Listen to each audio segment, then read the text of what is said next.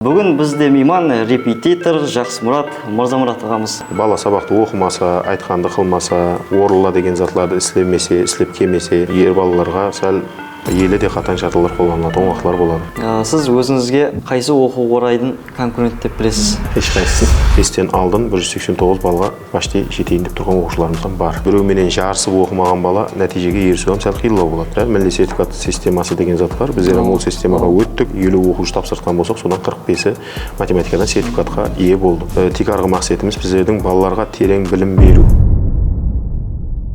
Көздеріңізге түсіп тұрған бәршеңізге ассалаумағалейкум. Сөз басында айтып өтейік, бұл ешқандай телекөрсету емес. Мәзі жоғары оқу орнында оқуды қалайтығын абитуриент жастар үшін, һәм де перзентінің жоғары оқу орнына кіруін қалайтығын ата-аналар үшін. Бүгін бізде мейман репетитор Жақсымұрат Мырзамұрат ағамыз. Ассалаумағалейкум, қош келіпсіз. Уалейкум ассалам, ассалаумағалейкум. Қалайсыз? Шүкір, жақсымыз аға. Жақсы келдіңіз бе? Жақсы, рахмет. Демек, аппликата оқу орайы туралы сөйлесеміз біз қазір. Қанша уақыттан бері жүргізіп жатырсыз, қанша уақыттан бері ол жерде оқушылар даярлайсыз? Енді аппликата оқу орайы осы жылдан басылап өзінің атымызды өзгерттік. Одан алдын 2011 жылдан басылап Modern Business Education оқу орайы сыпатында өздеріміздің іскерлігімізді алып келдік. Биылдан басылап, бірақ атын аппликата атыменен өзгертіп жатырмыз. Аппликата атымен өзгертуге енді бірнеше себеплер бар. Һәм қысқа, һәм түсінерлі ат болу үшін, адамларға да естілгенде қолайлы болу үшін аппликата атыменен давам етуді шешім қылып қабылдадық. Жақсы, демек аппликата аты бұл қандай мәністі білдіреді? Аппликата енді сөздің өзінің тек арғы мәнісіне келетін болсақ, латын тіліне алынған өздестіру деген мәнін білдіреді. Енді бұл мәні әмели математикаға байланысты болған затларды әмелиятта қолдану мәнісін білдіреді. Һәм және екінші бір мәнісі бар, бұл математикада білсеңіз керек, Декарт координаталар системасы болады. Сол Декарт координаталар системасында OX көшерін абсцисса көшері, OY көшерін ордината көшері атымен атайтұғын болса, ал OZ көшерін, яғни кеңістіктегі көшерді, оны аппликата атымен аталады. Соның үшін оқу орайымыз кеңістікке қарап ұмтылу үшін, һәм биікке қарап ұмтылу үшін осы атқа тоқталдық. Һәм термин сипатында болуын қабылдадық, өздерімізге мақұл көрдік соны. Жақсымұрат аға, аппликата оқу орайы бұрын рекламаменен істеспеген. Енді бұл жағы қалай болады? Бәрібір заман өз ағымына тартпай қоймайды. Енді рекламаға тоқталатығын болса, қазір не үшін рекламаға ахмет қаратуды қалап жатырмыз? Себебі біріншіден оқу орайымыздың орны өзгеріп жатырды, даярлық оқу орнымыз өзгеріп жатырды. Яғни локациямыз өзгергендігі себеплі, соны бірінші болып хабарландыру, көпшіліктің хабары болу үшін рекламаға аз да болса әтібар беруге сондай жұмаққа келдік. Енді һәм және оқу процесслеріміз бойынша толық мағлұматлар беру, һәм әзір енді өзіңіз айтып өткендей заман талабы, бәрібір заманнан бәрібір алдыда болмасақ та, соларменен қатар қадем басу мақсатында рекламаға да азырақ болса да уақыт ажыратуды қаледік. Демек, естігеніңіздей Жақсымұрат ағаның не бір оқушыларын біз өзіміз де білеміз, азыр жоғары жетістіктерге ерісіп жатырғанын, бірақ бұл социал тармақтарға олыма жарияланбаған. Демек, бұл жерде атақ абырой социал тармақта емес, реал өмірде деген жерге келсек те болады. Енді көпшілік принциплеріміз әдетте сол принцип тикарында болған. Сол принцип тикарында, яғни бірінші нәубетте енді адамлардың жоғары нәтиже көрсеткенін, оқушыларымыздың жоғары нәтиже көрсеткен нәтижелерін көрсетсек, бірінші нәубетте біздер өздеріміз соққа жеген ойладық. Һәм бір мақтану көрінісінде болмасын, һәм және енді ол адамның жеке өзінің жетіскерлігі біздер бір демеушіміз бұл жерде. Оның данныйларын енді біздер осы нәтижеге әкелдік көрінісінде өздерімізге өздестіріп алсақ, ол туыр болмайды деген қарарменен ләж болғанша ол затларды жариялап бармадық. Енді көпшілік адамлардың хабары бар, көріп отырған адамлардан хабар болуы мүмкін. Қаншадан қанша адамдар оқу орайымызда таярланып, үлкен жетіскендікке еріскендер көп. Басқа оқу орындарынан айырмашылығы қалай? Басқа оқу орындарынан енді айырмашылығы, парқы сондан барады. Енді основной 3 басқышқа бөліп тұрып айтсам болады, тикарынан 3 басқышқа бөліп. Бұлар бірінші тәртіп жағынан басқалардан парқ етеміз. Кейінен сабақ процесслеріміз бойынша парқ етеміз. Ата-аналармен бірге істесуде де бірнеше парқларымыз бар. Тәртіп. процесі? Тәртіп жағынан алып қарайтын болсақ, біздерде тәртіп қатаң көріністе болады. Біздер телефонлар сұлату деген затларға запрещен қыламыз. Енді көпшілік таярлықтарда телефонды запрещать етуі мүмкін, қадаған етуі мүмкін, бірақ біздерде ол қатаң түрде қаралады. Смартфонлардан пайдалану, ол затлар ұлыма ұрсат берілмейді. Енді телефонды пайдалану имканияты болады, егер ол простой телефон болып отырған болса. Бұлайынша смартфонларға ұрсат етілмеген біздердің таярлықтарда. Смартфонларға рұқсат жоқ демек. Сабақ процесі қалай? Сабақ процесслері содан да барады. Біздерде бір кабинетте, бір группада, бізде группа көрінісінде өтеміз. Сабақ процесслері индивидуал емес. Енді неше жылдық тәжірибемнен 2011 жылдан бастап таярлап кеткен болсам, содан бастап сол нәрсені білемін. Индивидуал таярлаған уақытта баламенен істесу сәл қиылау, һәм және біреуменен жарысып оқымаған бала нәтижеге ерісу сәл қиылау болады. Группа көрінісінде болады, һәм әр группада орташа 30-40 адам дөгерегінде болады, әр группада таярлығымызда. Һәм сабақ процесслерімізде әдетте математикаға байланысты болған үшін сабақ процесслері ұзақ давам етеді. Бізде әдетте түске шейін, түстен кейін болып 2 сменаға бөлінген болса, солар азында сағат 8:30-да басталғаннан сағат 12:30-1-ге шейін аралықта 4 сағат, 4,5 сағат балалармен істесеміз. Түстен кейін сағат 2-де басталған сабақларымыз 6:30-7-ге шейін давам етеді. Енді табиғи сұрау туылады, 4,5 сағат давамында бала шаршап қалмай ма? Ортасында бір 20 минутлық перемена болады, һәм бір сөзбен айтқанда университетлердегі 2 парға туры келеді. Сондай көріністе давам етеміз. Сабақ процесслерімізде және күнделікті бақылау жұмыстарын алып барамыз біздер. Басқаларда да енді бақылау жұмыстары болуы мүмкін, бірақ бізде де сол күнделікті давам етеді. Һәм күнде оқыған, берген тапсырмаларымыздан, олардан нәтижелерді талап етіп аламыз.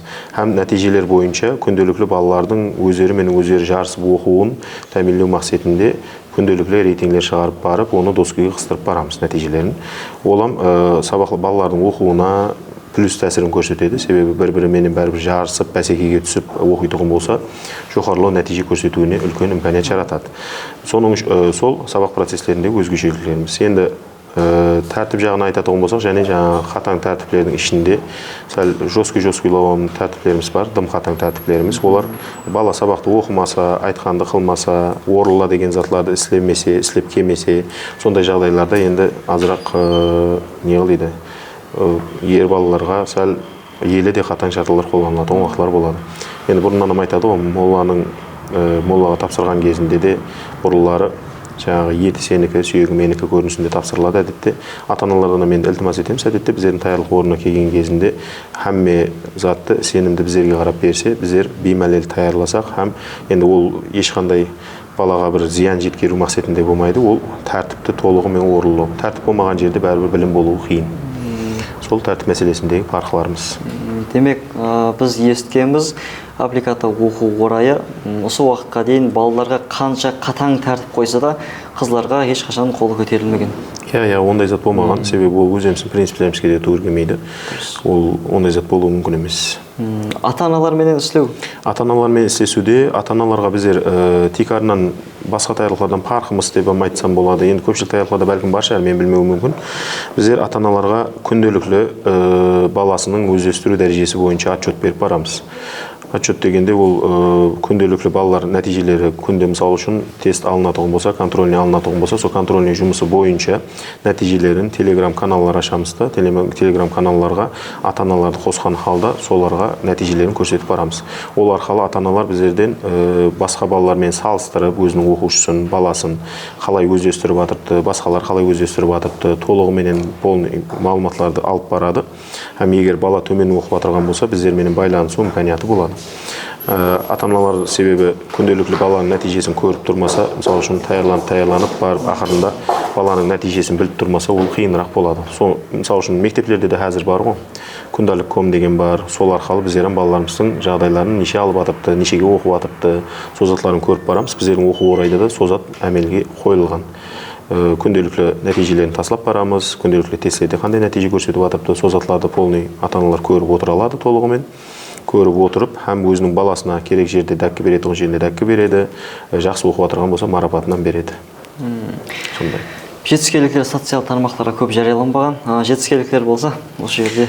Енді жетіскерліктер деп қандай көрінісі айтылады? Жетіскерлік бізде ең ең үлкен жетістіктеріміз біздерге келген даярлыққа келген балалардың көпшілігі ең қуанарлысы ол оқуға кіру екінші мәселе анық білім алып шығады.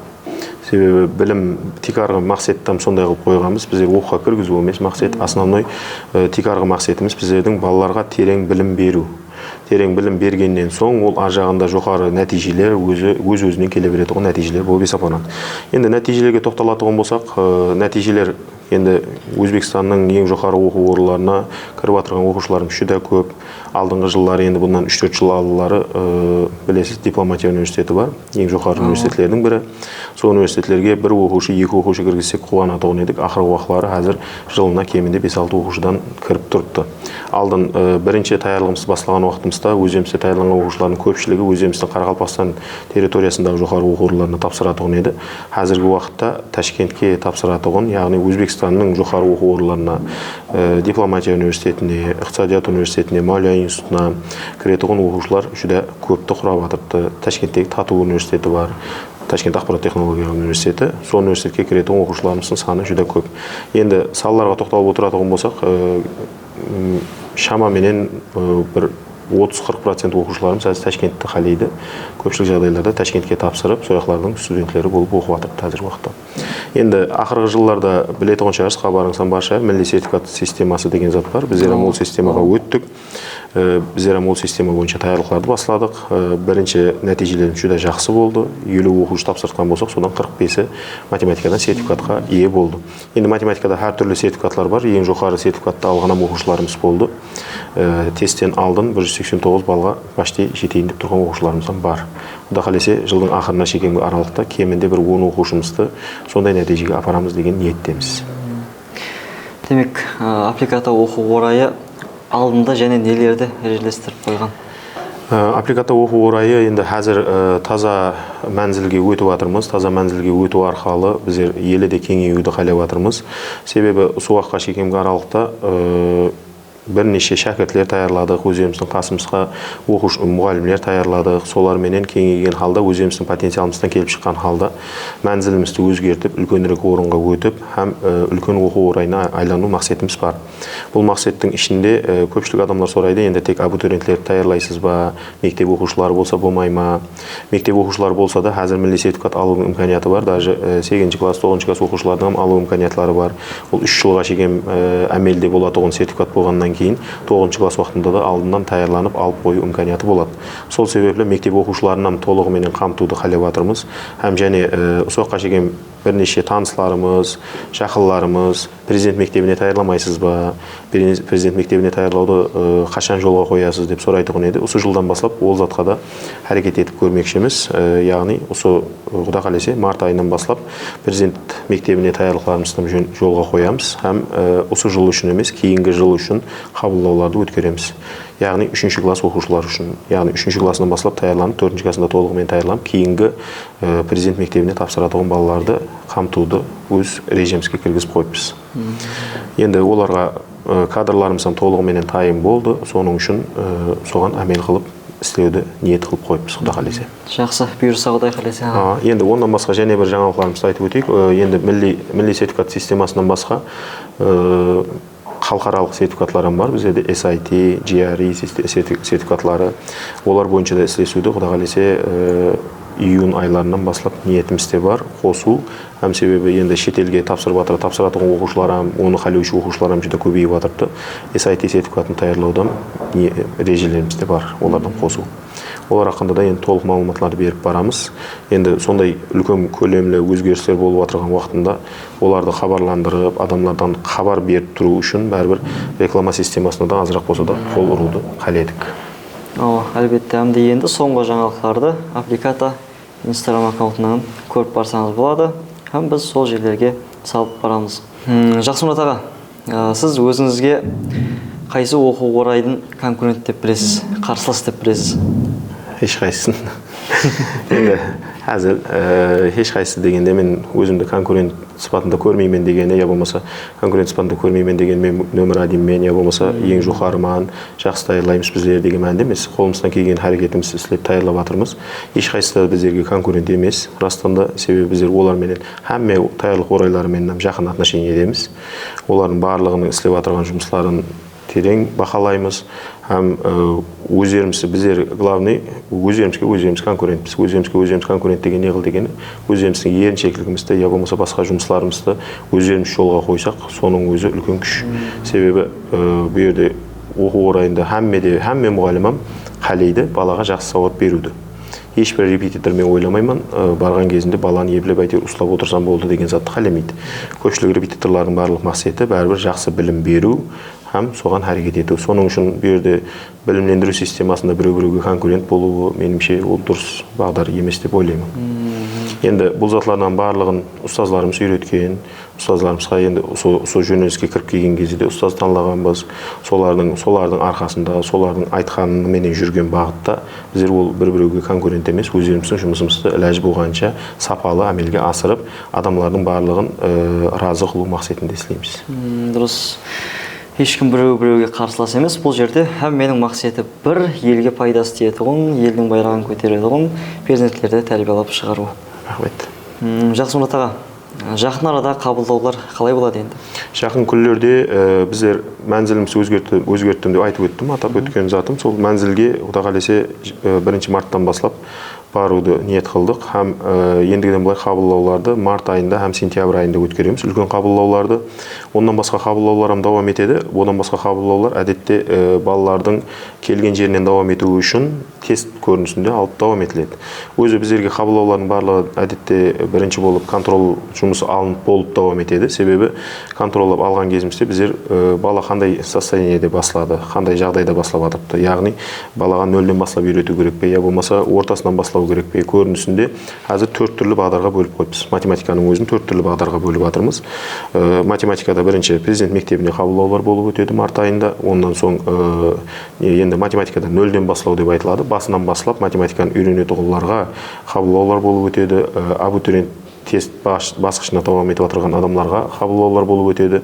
Бірақ енді қазіргі тест басқышына қабылдап отырған адамларымыз олар осы жыл үшін емес, кейінгі жылға әрекет ету керек. Себебі қазір қалған уақыт аралығында ол осы августтағы тесттерге таярлап үлгеру ол іләжсіз. Себебі көпшілік жағдайларда ол көбірек уақытты талап етеді. Себебі математиканы білесіз, 5 классынан басланады. 5 классынан басланғаннан кейін 5 класстан бастап 10 классқа шейінгі материалды 3 айдың ішінде, 4 айдың ішінде үйрету ол енді реаллыққа жақын келмейді. Сол себеплі 10 класс, 9 класс балалардың барлығы абитуриент сипатында таярлығын әзірден бастай берсе болады, март айынан бастап қабылдау. Енді тек арғы абитуриенттерге тоқталатын болса, милли сертификат басқышындағылар май айында қабылдаулар болып өтеді оларға. Май айында тесттен соң милли сертификатқа және группалар ашылады, һәм декабрь айында болып өтеді милли сертификатларға 6 айлық курсымыз бар, сол бойынша даярлық давам етеді. Біздер енді 3 басқышқа бөліп қойыппыз. Баста нөлден бастап отырған, яғни математиканың басынан бастайтын балалар үшін 6 айлық программа, ондан соң орта басқыш бар, абитуриентлер басқышы деп айтамыз біздер. Тест системасына даярлайтын ол 8 айлық басқыш болады. Олардан өтіп болғаннан кейін милли сертификатқа даярлайтын 6 айлық басқышымыз бар. Егер сол 3 басқышты ізбездікпенен бала өтіп барса, ар жағында сертификат алуына 70-80% кепілдік беріп айта аламыз. Сол басқышларды толығымен айтқан затларды, тапсырмаларды толығымен орындап барса, басқыш болу керек. Һәмме зат енді біздер атын қоюда да именно сол системаны көбірек алдық, яғни координаттар системасын алғанымсам, таярлығымыздың өзін толығымен системаластыру, системалы көріністе давам ету. Бала қандай состояниеде келсе, бірінші болып диагнозы қойылады. Сол диагноздан келіп шыққан халда давам ете береді. Енді қазір басқа жерде таярланып, я болмаса қазір таярлықта болып отырған, һәм біздердің таярлыққа келуді қалаушылар болып жатқан болса, олар тест жәрдемінде өздеріміздің қазіргі давам етіп отырған группаларымызға тура келетін болса, қабылдаулар оларға да болып өтеді. Ағана сәубет ақырында және бір сұрауымыз бар. Репетитор сөзінің біздегі мәнісі қалай? Репетитор сөзінің мәнісі, енді репетитор дегені өзі қайталау дегеннен келіп шыққан сөз. Енді англичан тіліне алынған. repeat деген, яғни қайталау деген мәнін білдіреді. Оны қайталау һәм ұмытқан затларының барлығын еске алу, еске түсіріп беруші жәрдемшіміз біздер. Біздер мысалы үшін мектепте толық база құйылған балалар болса, солардың барлығын һәмме затын толығыменен тәкрарлау, бекемлеу үшін жәрдем беретұғын оқу орайларының мақсаты основной сол. Туысын айтып өтетұғын болса, мен өзімде рекламаға түсу, һәм реклама қылу бойынша ешқандай тәжірибеге ие емеспен. Бұл сәуетті өткерудегі мақсатым ләж болғанша өзімсін таярлық оқу орай ақында толық мағлұмат беруді қаледім. Һәм енді реклама жұмыслары бойынша өзіңізбен келіскендей сіз давам етесіз, һәм қалған жағында оқу орайымыздың сенімді уәкіл сипатында сізден ілтимас етеміз, қалған жағында толық мағлұматларды жеткізіп беруді. Бізде қолдан келген әрекет етеміз, һәм аппликата оқу орайы алдында елде үлкен жетістіктерге ересуіне, һәм ол жердегі даярланып отырған оқушылар елдің байрағын елде көктерге көтеретін перзент болып шығуына сенеміз. Жақсы, рахмет. Қош, сау, саламат болыңыз. Жақсы болады, сау болыңыз.